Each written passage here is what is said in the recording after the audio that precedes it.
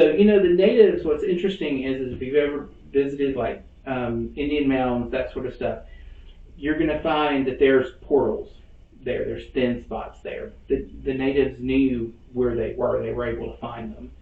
So it's pretty interesting to know that they were actually burying here as well. So in 1605, a man came along and he purchased a very large swath of land.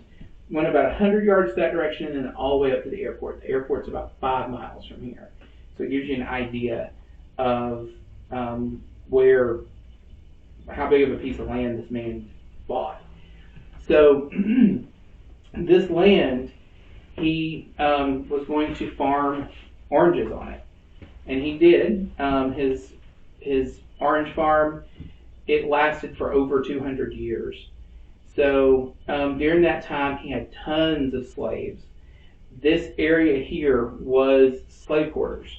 What's also interesting, I didn't know this until recently, but this man was also, if it is the same person that I've looked into, his name, I cannot remember his first name, but his last name is Fish. He was actually the biggest enslaver of people here in the state of Florida. And this was in the early 1600s. Because a lot of people, don't really think about slavery up until like the 1800s. But no, it was happening for a long time.